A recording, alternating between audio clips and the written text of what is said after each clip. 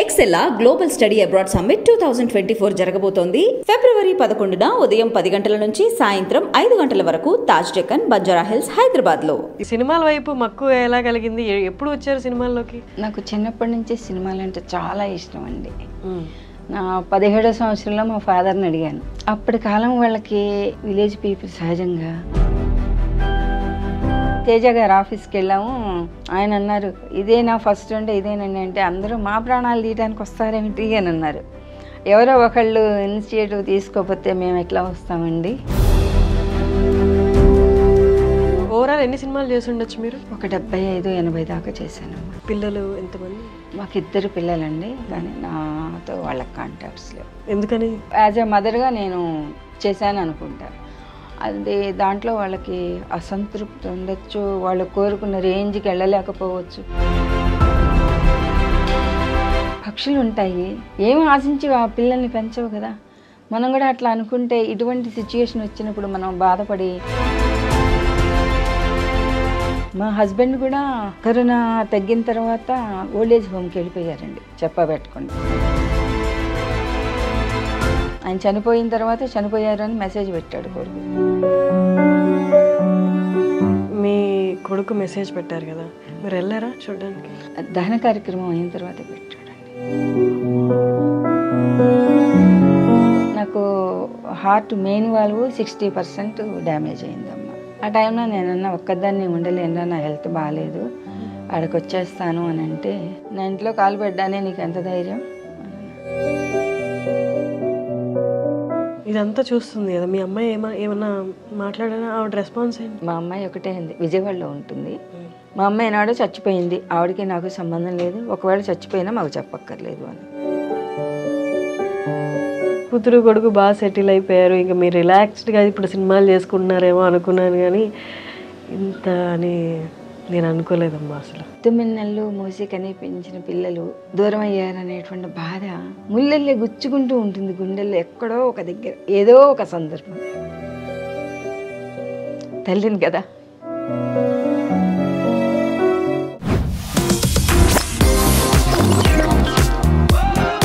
Hello views, welcome to I dream media, welcome to talk show with Harshini. Lalithamma గారు alias లలిత కుమారి, మీరు ఈవిడ్ని చాలా సినిమాల్లో చూసుంటారు. మీకు కొన్ని పేర్లు చెప్పాల్సిన పేర్లు అంటే గీతా గోవిందం, సీతారామం, రీసెంట్గా వచ్చిన హనుమాన్ మూవీలో కూడా యాక్ట్ చేశారు. మంచి ఆర్టిస్ట్. మిమ్మల్ని డైరెక్ట్ పరిచయం చేస్తాను, ఇక లేట్ చేయను. లలిత గారు నమస్తే అండి. నమస్తే అమ్మ. అందరూ లలితమ్మ లలితమ్మ అని ఎక్కువ పిలుస్తారేమో కదా లలిత గారు కంటే? పిల్లలు బామ్మ అమ్మమ్మ అంటారు, కొంచెం పెద్దవాళ్ళు అమ్మ అని అంటారు, లలితమ్మ అని. నేను మీరు కలిసి ఒక 2 ప్రాజెక్ట్స్ చేసామా, ఇప్పటికి 3 అనుకుంటా, ఒకటి గుర్తులేదు నాకు, లాంగ్ బ్యాక్. 2 చేసి అంతకుముందు కూడా నేను మిమ్మల్ని కలిసాను, ఏ మూవీలో కలిసాను గుర్తులేదు, బట్ రీసెంట్గా అయితే అదొక ఓం శాంతి ఒకటి, భగవంతుడు ఒకటి. నైస్ అమ్మ.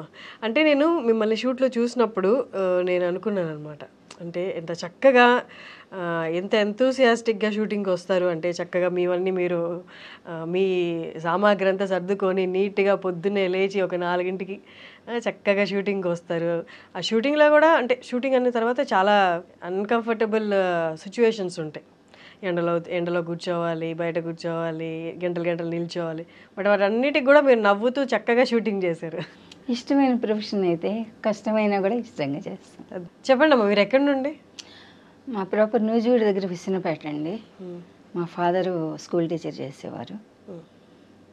అక్కడ తర్వాత మ్యారేజ్ అయిన తర్వాత విజయవాడ వచ్చాం, అక్కడ కొద్ది కాలమే ఉన్నాం. తర్వాత ఏలూరు వచ్చి, ఏలూరు నుంచి అటా తిరిగి ఫైనల్గా హైదరాబాద్లో సెటిల్ అయ్యాం. ఉద్యోగం అంటే ఏం చేసేవాళ్ళు మీరు? స్టార్టింగ్ హౌస్ వైఫేనమ్మా. తర్వాత మా హస్బెండ్ వచ్చేసి ఇరిగేషన్ డెవలప్మెంట్ కార్పొరేషన్లో టైపిస్ట్ కమ్ కంప్యూటర్ ఆపరేటర్ చేశారు. నేను వచ్చేసి వర్క్ ఛార్జ్డ్ ఎంప్లాయీ అండి. సారీ ఏంటమ్మా? వర్క్ ఛార్జ్డ్ ఎంప్లాయీ అంటారు. అయితే వర్క్ ఛార్జ్డ్ ఎంప్లాయీ అయినా నాతో మొత్తం టైపింగ్ వర్క్, ఆఫీస్ వర్క్ అన్నీ అవే చేసేదాన్ని. Work charger employee? Work charger employee అంటే మనకి ఫీల్డ్లో వర్క్ చేస్తూ ఉంటారు కదా, వర్క్ ఇన్స్పెక్టరు, హెల్పరు అట్లాగనమాట. ఓకే. అదే క్వాలిఫైడ్ అని చెప్పేసి నాతో టైపింగ్ వర్క్ అది చేయించుకునేవారు. అవునా, మీరేం చదువుకున్నారు? నేను MA LLB అండి. English Telugu type higher, okay. Computer 95-96లో డిటిపి ఆపరేటరు ఎంఎస్ ఆఫీస్ చేశాను. అబ్బో. అంటే తర్వాత ఉద్యోగం చేశారా మరి? ఫస్ట్ హౌస్ వైఫ్ అన్నారు కదా. 89 నుంచి 2002 వరకు జాబ్ చేశానండి. ఇక్కడ ఏం జాబ్ చేశారు? వర్క్ చార్జ్ ఎంప్లాయీగా చేశాను. సేమ్ అదే. సేమ్ అదే. తర్వాత విఆర్ఎస్ పెట్టేశానండి. విఆర్ఎస్ పెట్టేసి జాబ్ చేసేటప్పుడే నైట్ కాలేజీలో లా చదివాను. లా ప్రాక్టీస్ చేశానండి అప్ టు 17th వరకు. 2017 వరకు. ఎప్పటి నుండి? 2003 నుంచి 2017 వరకు. ఓకే. ఎక్కడ ప్రాక్టీస్ చేశారు? హైదరాబాద్ అండి. Rangareddy court, Sangareddy, Kukatpally court. Lawyer గారితో మాట్లాడుతున్నాను అయితే నేను. చాలా జాగ్రత్తగా మాట్లాడాలి. ఓకే అమ్మా, 17 వరకు చేశారు. మరి సినిమాల వైపు మక్కువ ఎలా కలిగింది? ఎప్పుడు వచ్చారు సినిమాల్లోకి? నాకు చిన్నప్పటి నుంచి సినిమాలు అంటే చాలా ఇష్టం అండి. నా 17వ సంవత్సరంలో మా ఫాదర్ని అడిగాను, నాకు సినిమాలు అంటే చాలా ఇష్టం నాన్నగారు. 15వ సంవత్సరం, 17 కాదు. అడిగితే అప్పటి కాలం వాళ్ళకి విలేజ్ పీపుల్ సహజంగా ఒక 5,000 ఖర్చు పెడితే సినిమాల్లోకి వెళ్తే ఎంతవరకు సక్సెస్ అవుతావు అన్నది తెలీదు. అదే 5,000 ఉంటే నీకు పెళ్లి చేసి చెప్తారండి, పంపించవచ్చు కదా అని అన్నారు ఫాదర్. ఎంతమంది మీరు? మేము 3 ఆడపిల్లలు, 3 మగపిల్లలండి. ఆ రకంగా మ్యారేజ్ షిఫ్ట్ అయిపోయింది లైఫ్. తర్వాత ఇక్కడికి వచ్చిన తర్వాత కూడా ట్రై చేసా, కానీ ఆఫీసులు అవి తెలియక ప్రాపర్ వేలో వెళ్ళకపోతే మళ్ళీ మనకి ఇబ్బంది అవుతుంది అని చెప్పేసి డ్రాప్ అయిపోయాను అనమాట. దీంట్లో సిటీ కేబుల్లో స్క్రోల్ వస్తుంటే నేర్పిస్తాము, 3 సినిమాలు 3 ఇవి సీరియల్స్ చేసేంత వరకు ఆఫీసులు చూపిస్తాము. అవునవును, అడ్వర్టైజ్మెంట్ చూసి దానికి కూడాను 1 సంవత్సరం భయపడ్డా వెళ్ళడానికి. తర్వాత ధైర్యం చేసి వెళ్ళా, కనీసం ఆఫీస్ అడ్రస్లు, ఫోన్ నెంబర్ల కోసం. మీ హస్బెండ్ ఒప్పుకున్నారా?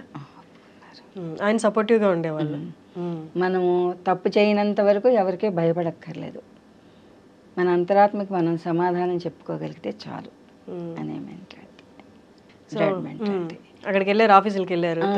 ఆయన పాపం చూసి మీకు ట్రైనింగ్ అవసరం లేదమ్మా అని చెప్పేసి కుర్రాన్ని ఇచ్చి పంపించేవారు. అయితే అమౌంట్ అది కట్టేసాను, వాళ్ళు అడిగిన అమౌంట్ కుర్రాన్ని ఇచ్చి పంపించేవారు.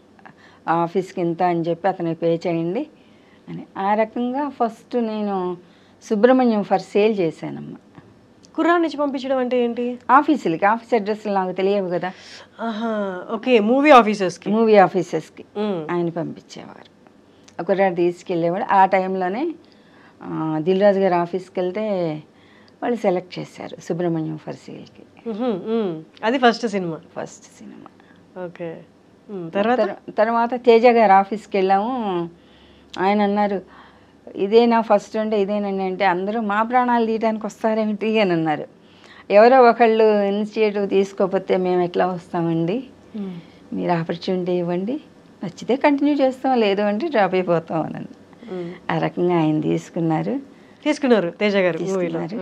అయితే ఆయన దగ్గర చేయడం అందరూ భయపడతారు కానివ్వండి, లేదండి ఆయన మనకి మంచి ట్రైనింగ్ ఇస్తారండి. తేజ గారి దగ్గర చేస్తే మనం ఏ ఇన్స్టిట్యూషన్లోనూ ట్రైనింగ్ తీసుకోకపోయినా హ్యాపీగా వెళ్ళిపోగలుగుతాం. మంచి గురువు అండి. నేనైతే అదే చెప్పుకుంటాను, నేను ఏకలవ్య శిష్యురాలను ఆయనకి అని అంట.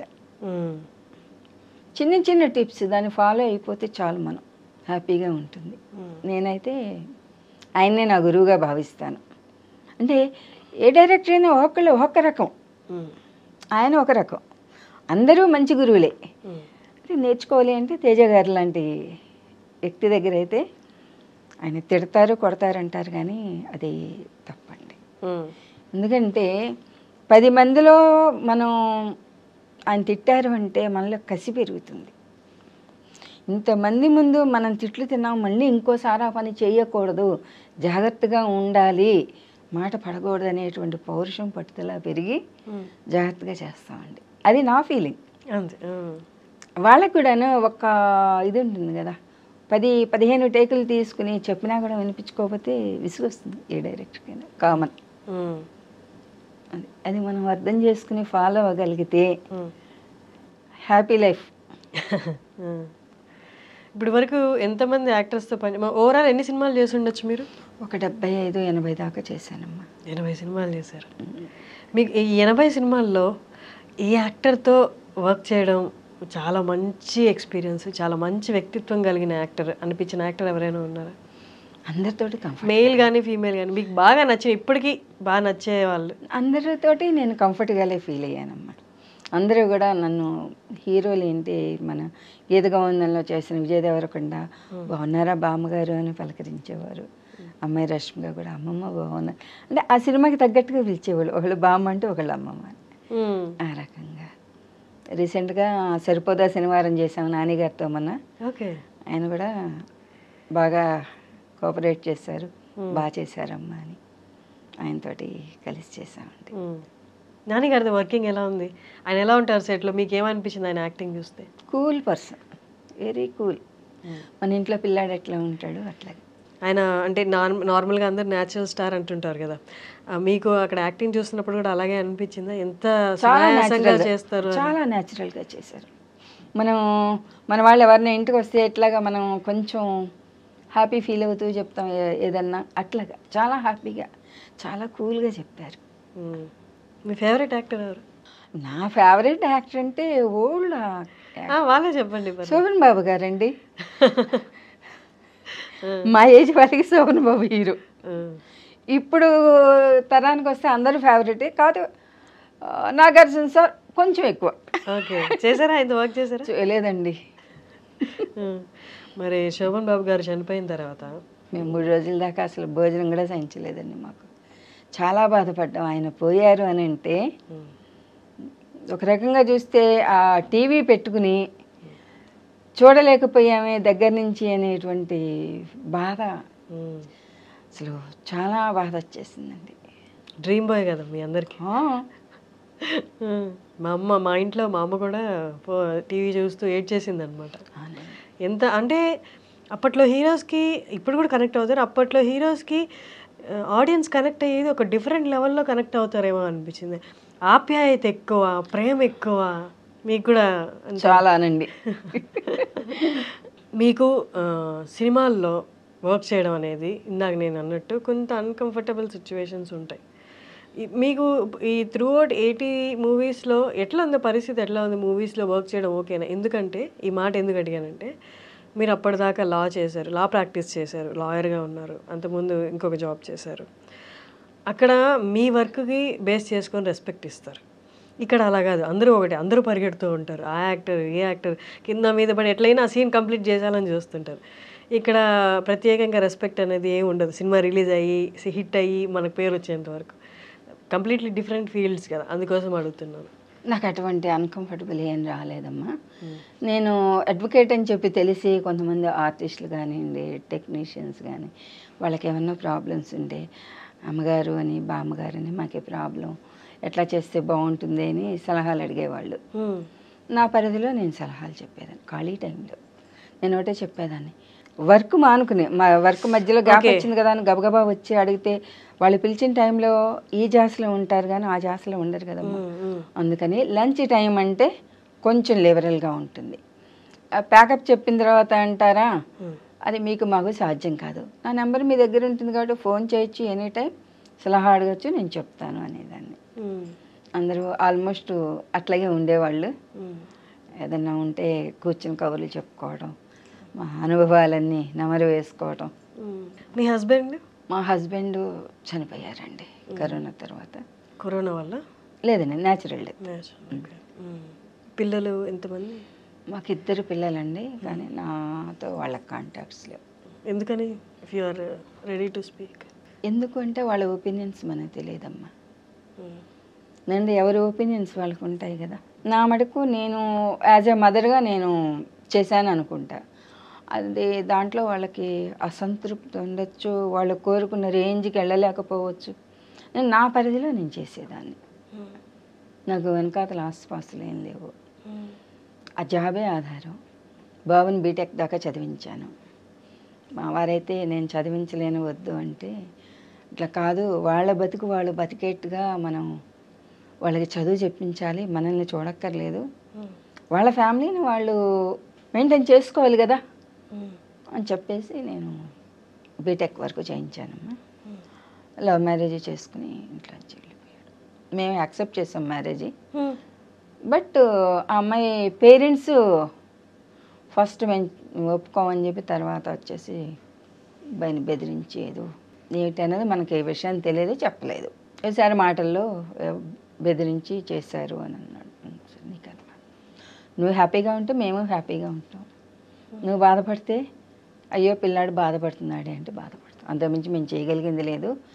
మేము రాలిపోయే పండుటాకులం, మీరు ఎదిగే చెట్టు, లైఫ్ లాంగ్ ఉండేది మీరిద్దరు, మేం కాదు, కాబట్టి నీ ఇష్టం, నీ లైఫ్ అని చెప్పేసాను. నేను జనరల్గా పక్షులు ఉంటాయి, ఏం ఆశించి ఆ పిల్లల్ని పెంచవు కదా, మనం కూడా అట్లా అనుకుంటే ఇటువంటి సిచ్యుయేషన్ వచ్చినప్పుడు మనం బాధపడి బీపీలు తెచ్చుకుని హార్ట్ అటాక్లు తెచ్చుకునే పని ఉండదు. నేను ఆ రకంగా కానీ ఒక్కొక్కప్పుడు బాధ అనిపిస్తుంది. మీలా ఉండడం కూడా చాలా కష్టం అమ్మా. చాలా కష్టం.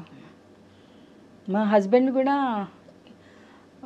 కరోనా తగ్గిన తర్వాత ఓల్డేజ్ హోమ్కి వెళ్ళిపోయారండి, చెప్పబెట్టకుండా, ఎక్కడున్నారో చెప్పకుండా.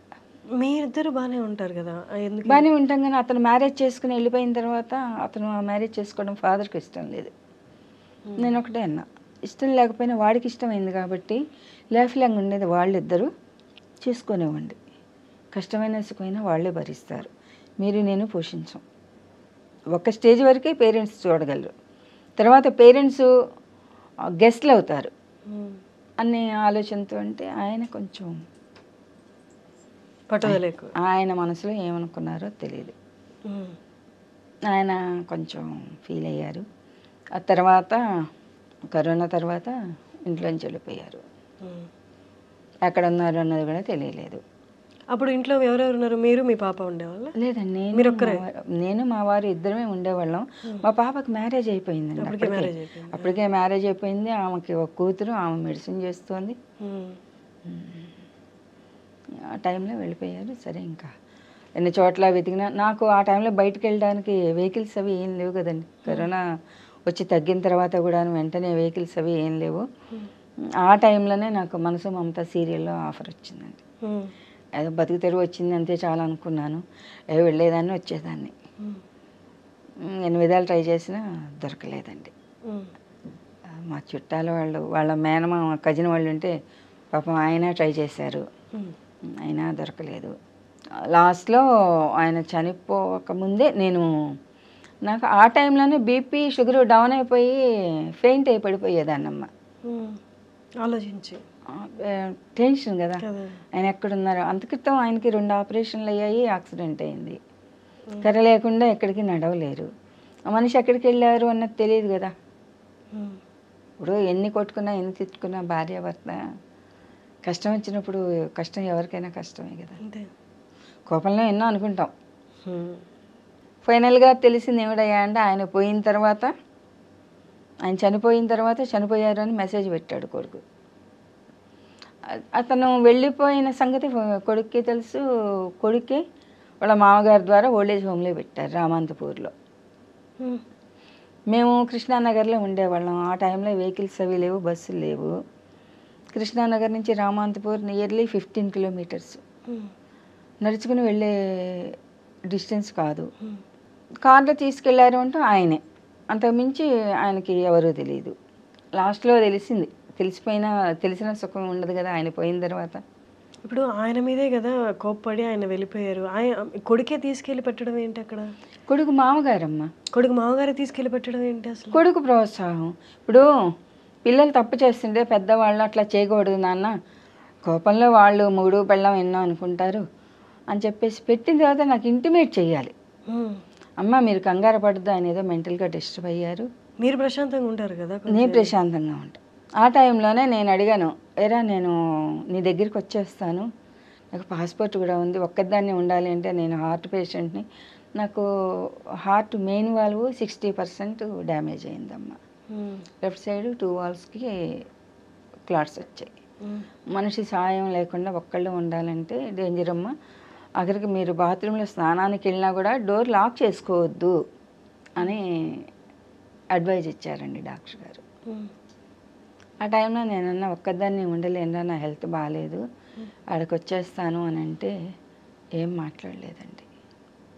అసలు అతని వైఫ్ ఫోన్ అతనికి ఇచ్చేది కాదు, ఎంతసేపు తనే మాట్లాడేది. మా అబ్బాయికి అమ్మ మాట్లాడతానంటే ఆయన బిజీగా ఉన్నారు అత్తయ్య, నేను చెప్తానులేండి అనేది, అంతేగాని అసలు మాట్లాడనిచ్చేది కాదు. చివరికి నేను అన్నాను, నాకు తెలుసు వాళ్ళ ద్వారానే వెళ్ళి ఉంటారు అని.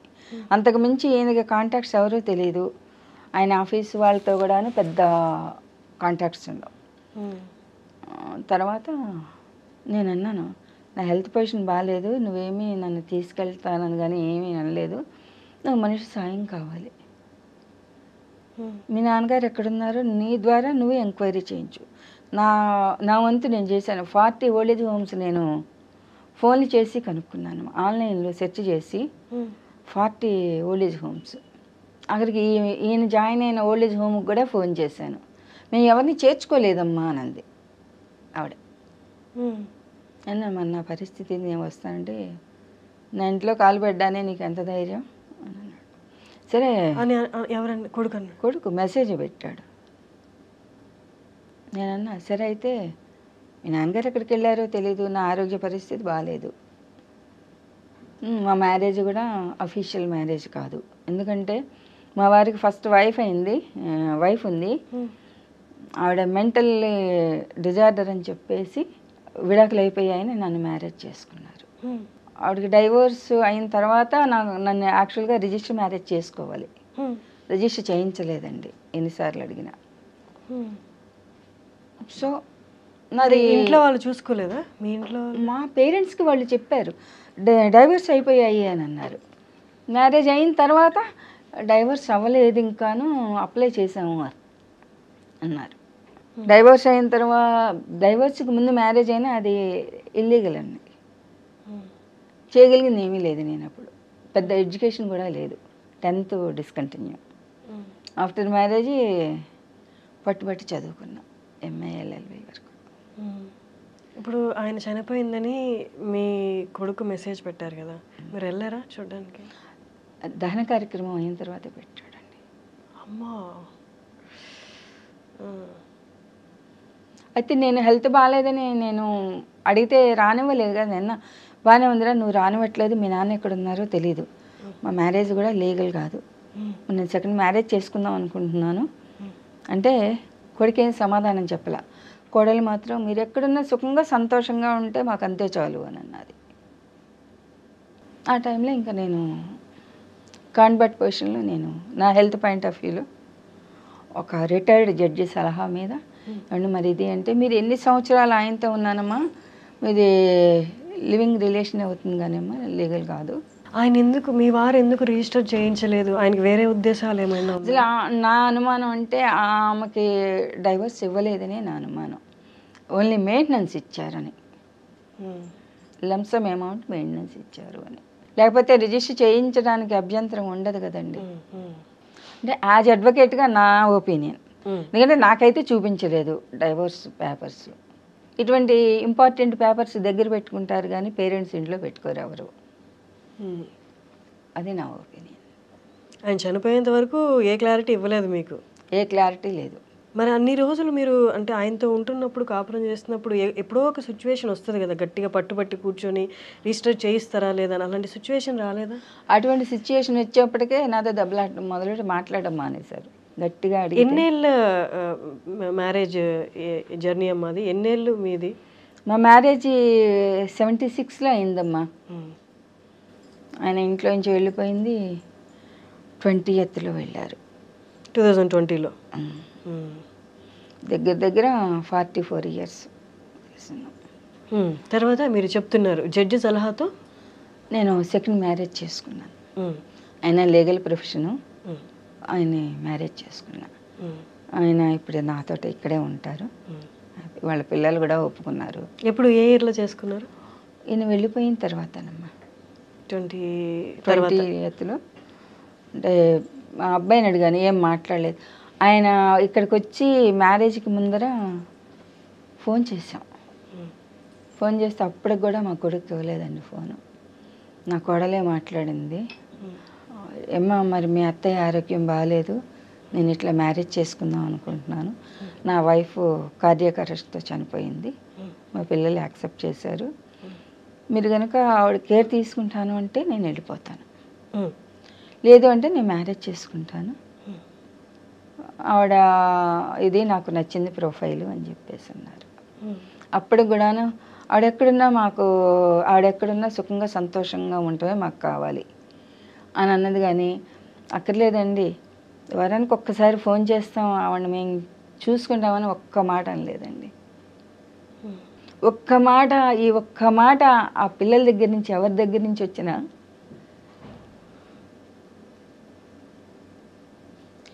సెకండ్ మ్యారేజ్కి ప్రిఫర్ చేసేదాన్ని కాదు.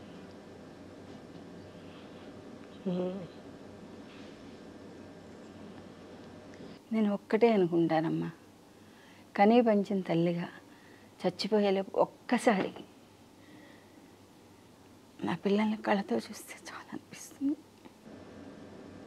ఇంకొకటి ఏమిటయ్యా అంటే, తల్లి తండ్రి తప్పు చేశారా ఒప్పు చేశారా అని లెక్కలంచకుండా వాళ్ళ వృద్ధాప్యంలో పిల్లలు వాళ్ళని చూసుకుంటే బాగుంటుంది అని నేను అనుకుంటున్నానమ్మా. 2012లో కలిశారమ్మా, ఇంతవరకు కలవలేదు. ఆ రోజు నుంచి చూడలేదు, నాతో మాట్లాడలేదు. ఏ తల్లిదండ్రి అయినా పిల్లలు ఎక్కడున్నా సుఖంగా ఉంటే చాలు, మనం చచ్చిపోయేలే ఒక్కసారి వాళ్ళని కళ్ళారా చూస్తే చాలు అనిపిస్తుందమ్మా. అంతకుమించి వాళ్ళ పెట్టుపోతలు కూడా ఆశించను నేనైతే. వాళ్ళు డబ్బులు ఏమన్నా పంపించేవాళ్ళమ్మా కొడుకు? స్టార్టింగ్లో పంపించేవాళ్ళండి 10,000. మ్యారేజ్ చేసుకున్నాను తర్వాత మానేశారు. మీకు మాకు సంబంధం లేదు, నిన్ను చూడవలసిన అవసరం లేదు. ఎందుకు అనుకుంటున్నారు మీరు? ఎందుకు అంత వ్యతిరేకత తల్లి మీద? మీకేమనిపిస్తుంది? ఎందుకు అయి ఉంటుంది? నేను అనుకోవడం ఏమిటంటే, అప్పట్లో మేము మియాపూర్లో ఒక చిన్న ఫ్లాట్ కొనుక్కున్నానమ్మా, నా VRS డబ్బులు పెట్టి. అది అమ్మేసేయమన్నాడు. తను లండన్ వెళ్ళి ఒక 5 years ఉండి వచ్చాడు. అప్పుడు అమ్మేసేయమన్నాడు. అప్పుడు మేము ఎక్కడ ఉండాలి, ఇల్లు అమ్మేస్తే అంటే నాతో పాటు వచ్చేయండి లండన్ అన్నాడు.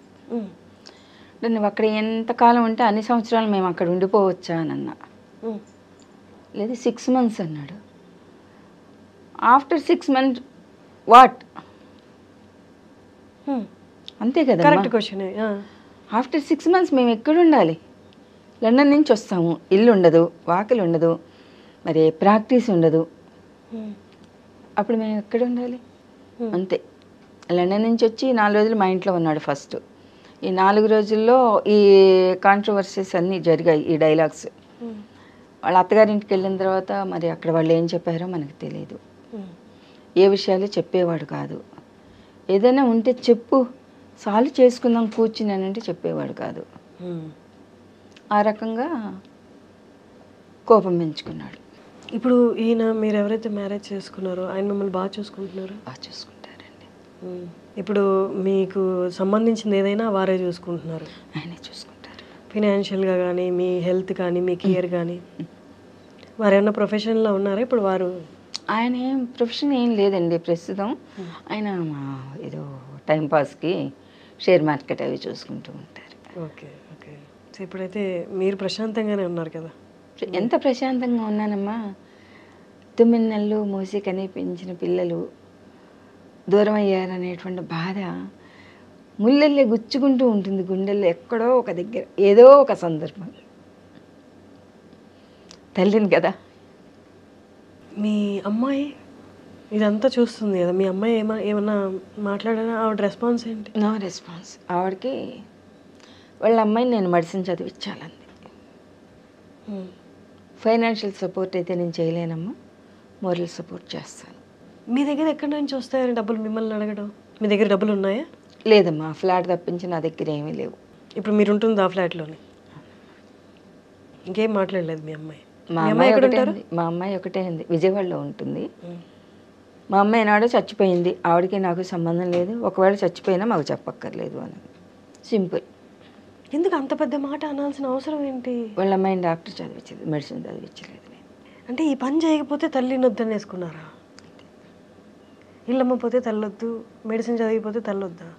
కేవలం అనుబంధాలు, బాంధవ్యాలు మనీతోటి ముడిపడి ఉన్నాయి వాళ్ళకి, ప్రేమలో ఆప్యాయతలు కాదు. నేనేమిటంటే 10 మందిలో పుట్టాను, నేను 10 మంది ఉండాలి నాకని నేను అనుకునేదాన్ని. అందరితో ఉండాలి, అందరూ ఉండాలి నాతోటి అని. కాకపోతే నేను ఈ ప్రొఫెషన్కి వచ్చిన తర్వాత భగవంతుడు ఈ రకంగా నాకు 10 మందితోటి అనుబంధాన్ని పెంచాడు. అమ్మ అంటారు కొంతమంది, అమ్మమ్మ అంటారు, బామ్మ అంటారు. వాళ్ళలోనే చూసుకుంటాను నా పిల్లల్ని, నా మనవల్ని, మనవరాల్ని. కాదమ్మా, నాకు ఒక క్వశ్చన్ ఏంటి అంటే, మీరు ఈ మనస్తత్వం, మీది ఇలాంటి మనస్తత్వం, మీరు మీ చేతుల మీదుగా వాళ్ళిద్దరిని పెంచారు. మీకు ఎక్కడా అనిపించలేదా వాళ్ళకి మీకు ఆలోచనలో ఇంత వ్యతిరేకత ఉంది అని? సింపుల్ ఎగ్జాంపుల్ అమ్మ, తుమ్మగింజ వేసి మామిడి మొక్క రావాలంటే ఎట్లా వస్తుంది? Jeans effect. ఎవరి జీన్స్? Father side jeans. లేకపోతే 44 years కలిసి ఉండి కష్టము సుఖము, 3 ఆపరేషన్లు అయ్యాయి, 2 ఆపరేషన్లు యాక్సిడెంట్, ఒక్కళ్ళు రాలేదు, చూడలేదు, ఒక్కళ్ళు నయా పైసా ఇవ్వలేదు, అన్నీ ఒక్కదాన్ని నేనే చూసుకున్నాను.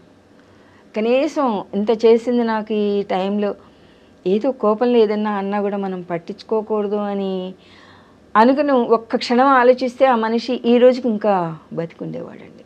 ఆ మనిషి 44 ఏళ్ళు కలిసిన మనిషే అంత వ్యతిరేకం పెట్టుకుని కడుపులో వెళ్ళిపోయాడు అంటే మరి ఆ పిల్లల మనస్తత్వం ఇంకెట్లా ఉంటుందమ్మా? సింపుల్గా చెప్పాలంటే, అంటే నేను వ్యతిరేకించడం కాదు, నా భావాన్ని నేను చెప్తున్నా. అంటే ఒక్కొక్కళ్ళ వేలు ఒక్కొక్క రకంగా ఉండొచ్చు.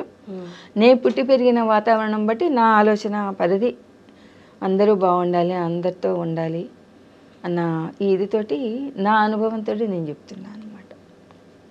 ఎవరిని తప్పు పట్టడం కాదు, మెయిన్ మన తలరాతని మించింది లేదు, అంతే. సినిమాల్లో చేస్తున్నారు కదా ఇప్పుడు, వాళ్ళకి తెలుసా పిల్లలిద్దరికి? చూస్తున్నారా? తెలుసు. ఎప్పుడైనా మెసేజ్ చేశారా? లేదు. తెలుసన్న విషయం మీకు ఎలా తెలిసింది? మా అమ్మాయి అడిగింది, ఇన్ని సినిమాల్లో చేస్తున్నావు, డబ్బులన్నీ ఏం చేస్తున్నావు, లెక్కలు చెప్పు. నేను లెక్కలు రాసుకునేంత అమౌంట్ రాదమ్మా నాకు, నా ఖర్చులకు నాకు వస్తుంది. నేను ఎవ్వరికీ జవాబుదారీ కాదు, నన్ను ఎవరు పోషించట్లేదు, నన్ను నేను పోషించుకుంటున్నాను, నాకు నేను లెక్కలు చెప్పుకోవాలి. ఇందాక మీ వారు వెళ్ళిపోయారని చెప్పారు కదా, ఆ టైంలో మీరు వీఆర్ఎస్ తీసుకున్నారు, మరి పెన్షన్ వచ్చేదా, ఇల్లు గడిచేది ఎట్లా మిమ్మల్ని? మీరు అప్పుడు డబ్బులు ఎలాగా మీకు? ప్రాక్టీస్ చేశాను కదమ్మా, డబ్బులు ఉన్నాయి, ఆ డబ్బులు సేవ్ చేసుకున్నాను. ఆ డబ్బులు సేవ్ చేసుకోవడం ఏం లేదమ్మా, ఆ డబ్బులు ఫీజులు కట్టి, మా అబ్బాయికి ఫీజులు కట్టడం ఒక ఎత్తు అయితే, మంత్లీ వచ్చేసి తన ఖర్చులకి 4-5 వేలు అయ్యేవి. పేపర్ ప్రజెంటేషన్లని ఇవని చదువుకునే పిల్లలకి అవుతాయి కదా. అంతా మీరే చూసుకున్నారా? అన్నీ నేనే చూసుకున్నాను. మీ హస్బెండ్ డబ్బులు ఇవ్వలేదా? ఆయన రిటైర్ అయిన తర్వాత ఆయనకి అమౌంట్ వచ్చింది కానీ అమ్మ డిపాజిట్ చేసుకున్నారు ఆయన, MIS. పెద్ద ఎక్కువ ఏమొస్తుంది, 3.5 lakh అప్పట్లో. 3.5 lakh 2.5 అంటే K వచ్చేది. ఏదో ప్రైవేట్ ట్రావెల్స్లో చేసేవారు, ఒక 2,000 ఇచ్చేవారు, ఏదో ఆయన ఖర్చులకి అది ఉండేవి. ఫ్యామిలీ మొత్తం నేనే చూసుకునేదాన్ని. కూతురు ఫ్యామిలీకి కావాల్సినవన్నీ, అప్పుడు హైదరాబాద్లోనే ఉన్నారు, ఆ అమ్మాయి అవసరాలు మొత్తం. అంటే షూటింగ్లో చూసినప్పుడు అంత చలాకీగా అందరినీ నవ్విస్తూ, అంటే మీకు వెల్ సెటిల్డ్, కూతురు కొడుకు బాగా సెటిల్ అయిపోయారు, ఇంకా మీరు రిలాక్స్డ్గా ఇప్పుడు సినిమాలు చేసుకుంటున్నారేమో అనుకున్నాను, కానీ ఇంత అని నేను అనుకోలేదమ్మా, అసలు అనుకోలేదు. ఇప్పుడు సినిమాలు అంతా బాగున్నాయా? ఆఫర్స్ బాగున్నాయా? రీసెంట్గా అయితే కొలవరి ఒకటి చేస్తున్నానమ్మా. సినిమానా? కొలవరి ప్రియదర్శి సార్ది, ఇంకోటేమో నాగ చైతన్య గారిది తండేలు ఒకటి చేస్తున్నాను. ఓకే. మొన్నే సరిపోదా శనివారం అని నాని గారిది ఒకటి చేశాను. ప్రభాకర్ గారి అబ్బాయిది బరాబర్ ప్రేమిస్తా, ఆ సినిమా ఒకటి. ఇంకో దానికి ఇంకా పేరు పెట్టలేదు, పెట్టారు కానీ చాలా పెద్ద పేరు, హర్షిత మూవీస్. ఓకే. చెప్పాలంటే సినిమాలో చేసే వాళ్ళకి ఆర్టిస్టులకి ఈ కోఆర్డినేటర్లు వచ్చేసి 1/4 వాళ్ళే తినేస్తున్నట్టుగా అనిపిస్తుందండి. వీళ్ళకి ఇచ్చేది తక్కువ. కోఆర్డినేటర్ వ్యవస్థ, కోఆర్డినేటర్లు ఉండాలి ఎందుకు, వాళ్ళకి ఆర్టిస్టులను చూపించడానికి. ఎందుకంటే ఇంతమందిని మేనేజ్ చేయడం కష్టం, కానీ ఆ ఆర్టిస్టులను చూపించినందుకు వాళ్ళకి ఇంత అని ఇచ్చేసి పేమెంట్ డైరెక్ట్గా వీళ్ళకి ఇచ్చారనుకోండి, అదొకటి బాగుంటుంది. కంపెనీ ఆర్టిస్టులకి మినిమం ఇంత అని, అంటే కాలమాన పరిస్థితుల ప్రకారం అన్నీ పెరిగిపోయాయి. ఏ లైఫ్ ఫ్రూట్ఫుల్గా లేదమ్మా, ఎవరి లైఫ్ కూడా. ఇదివరకు కరోనా రాకముందు అన్నీ కేజీ 40 రూపాయలు అంటే ఇప్పుడు కేజీ 100 రూపాయలు. ఏదైనా 100 పైనే ఉన్నాయి కొన్ని కొన్ని. మరి ఆ రోజున 1000 రూపాయలు 2000 ఇచ్చి ఈ రోజున కూడా అదే అమౌంట్ అంటే చాలామంది స్ట్రగుల్ అవుతున్నారు. అదొకటి మారాలి అనుకుంటున్నారా? సినిమా ఇండస్ట్రీలో ఏదైనా మార్పు రావాలి అంటే? మార్పు అంటేనమ్మా అది మనం ఒక్కళ్ళు కోరుకుంటే రాదమ్మా, అది ప్రొడ్యూసర్స్ నుంచి రావాలి. ప్రొడ్యూసర్స్ డబ్బులు ఇస్తున్నారు, వాళ్ళు ఇస్తున్నారు ఈ మధ్యలోనే, కానీ మధ్యలో గ్యాంబ్లింగ్ అయిపోతుంది. అది లేకుండా డైరెక్ట్ ఆర్టిస్ట్కి ఇస్తే, ఇదివరకు సుబ్రహ్మణ్యం ఫర్ సేలప్ దిల్ రాజు గారు ఏ రోజు డబ్బులు ఆ రోజు ఇచ్చేసేవారు. మంచి పేరుంది దిల్ రాజు గారు. బ్యానర్ అంటే ఇచ్చేది ఎంతైనా సరే వెంటనే ఇచ్చేస్తారు, పర్ఫెక్ట్గా ఇస్తారు అని. కానీ ఈ మధ్యకాలంలో దిల్ రాజు గారు మూవీ అంటే వాళ్ళు పేమెంట్లే ఇవ్వట్లేదు అంటున్నారు. మరి కోఆర్డినేటర్లు చేస్తున్నారా తెలియదు, మరి అక్కడి నుంచే రావట్లేదా తెలియదు. పాపం పుణ్యం భగవంతుడే తెలియాలి.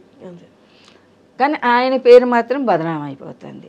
నేను అనుకోవటం ఆయన ఇవ్వకుండా ఉండరు అనే నేను అనుకుంటున్నాను. ఎందుకంటే స్టార్టింగ్లో ఇచ్చి ఇప్పుడు ఇవ్వకుండా ఉంటారా? ఉండరు. ఓకే అమ్మ, మీ కోడలు అన్నారు కదా, ఆవిడ ఎక్కడన్నా సుఖంగా ఉంటే చాలు అని, మీ సెకండ్ మ్యారేజ్ గురించి చెప్పినప్పుడు. కానీ నాకు తెలిసి అందరూ అలా రియాక్ట్ అవ్వరు, కొన్ని చేదు అనుభవాలు కూడా ఎదురై ఉంటాయి కదా, సహజంగా సమాజం అంటారు కదా, అలాంటివి ఎదుర్కొన్నారా? చాలామంది అన్నారు మా ఆర్టిస్టులే, ఈ వయసులో ఎవరికి పెళ్ళి అవసరమా, ఎవరితో అన్నా ఉంటే సరిపోతుంది కదా అని అంటూ. అంటే లీగల్గా పెళ్లి చేసుకోవడం తప్పు, ఎవరితోనే ఉంటే ఓకే వాళ్ళ దృష్టిలో. నేను మ్యారేజ్ చేసుకున్నా కూడాను నా అప్పచెల్లెలతో అన్నదమ్ములతో అందరికీ చెప్పి, మా మదర్కి కూడా చెప్పి చేసుకున్నాను. లీగల్గా నేను ప్రొసీడ్ అయ్యి అడిగి రిటైర్డ్ జడ్జిని చేసుకున్నాను. పెళ్ళయ్యే టైంకి మీ ఏజ్ ఎంత ఉండొచ్చమ్మా అడగచ్చా? ఫస్ట్ మ్యారేజ్గా ఇప్పుడు, ఫస్ట్ మ్యారేజ్ అప్పుడు 16 years. ఇప్పుడు సెకండ్ మ్యారేజ్ ఎప్పుడంటే 60 years. 60.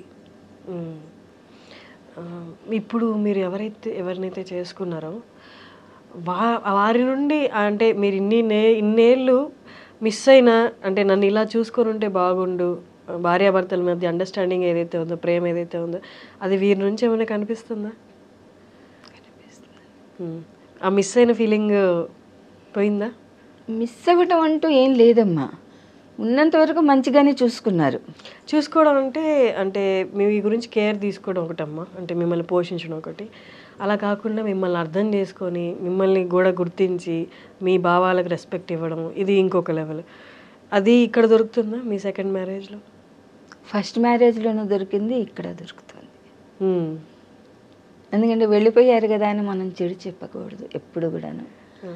మనం మంచి జీవితం అంటే నాణానికి బొమ్మ బరుసులాగా కష్టమో సుఖమో రెండు కలిస్తేనే జీవితం అవుతుంది. కష్టం వచ్చినప్పుడు కష్టాన్ని భరించాలి, సుఖం వచ్చినప్పుడు సుఖాన్ని ఆస్వాదించాలి, అప్పుడే జీవితం అవుతుంది. ఆయన మంచిగానే చూసుకున్నారు. మీరేమంటారు ఇప్పుడు? మీ హస్బెండ్ ఏమంటారు మీ పరిస్థితి ఇవన్నీ చూసి? మీకు ఎలాంటి ధైర్యాన్ని చెప్తారు? ఆయన ఒకటే అంటారు, నీ పిల్లలు బ్యాడ్ లక్, నీ husband bad luck, you are my luck. Nice. ఎటైనా వెళ్ళారా బయటికి? ఎక్కడికైనా తీసుకెళ్లారా మిమ్మల్ని? ఎటైనా వెళ్తుంటారా ఇద్దరు? ఈ కరోనా మూలంగా వెళ్ళలేకపోయేవాళ్ళం. షూటింగ్లో ఉన్నప్పుడు వెళ్ళలేము. ఎప్పుడన్నా వెళ్ళాలి అంటే ఎక్కడికి వెళ్తాం? మీకు ఎక్కువ యాదగిరిగుట్ట, చిలుకూరు బాలాజీ టెంపుల్, పెద్దమ్మ టెంపుల్. ఈ వయసులో అంతకు మించి ఏం వెళ్తామమ్మా? లలితమ్మ, మీతో మాట్లాడడం చాలా సంతోషంగా అనిపించింది. ఇంకొకటి అంటే ఎంతో అంటే కొంచెం బాధగా కూడా అనిపించింది. కానీ మీరు అన్నట్టు లైఫ్లో రెండింటిని ఆస్వాదించాలి అన్నట్టు ఒక కైండ్ ఆఫ్ ప్రోత్సాహం కూడా నాకు అందింది. థ్యాంక్ యూ సో మచ్ అమ్మ. మా వ్యూవర్స్కి కూడా అంటే ఇది ఒక లైఫ్ జర్నీ లాగా మీరు చెప్పడం అనేది, స్టార్టింగ్ ఎక్కడ స్టార్ట్ అయింది, ఎలా పడి లేచారు, ఎలా ఎదుర్కొంటున్నారు, ఇప్పటికీ డైలీ లేస్తే ఇన్ని సమస్యలు ఎదుర్కొంటూ కూడా ఆనందంగా షూటింగ్కి వస్తూ అసలు మీకు అలాంటి బాధలు ఉన్నాయని కూడా ఎవరికి తెలియకుండా ఉంచారు. మీరు ఒక పెద్ద ఇన్స్పిరేషన్. నాకు తెలిసి వ్యూవర్స్కి కూడా అదే అనిపించుంటుంది. థ్యాంక్స్ అలాట్ ఫర్ కమింగ్ అమ్మ. Thanks a lot for giving your time. Thank you.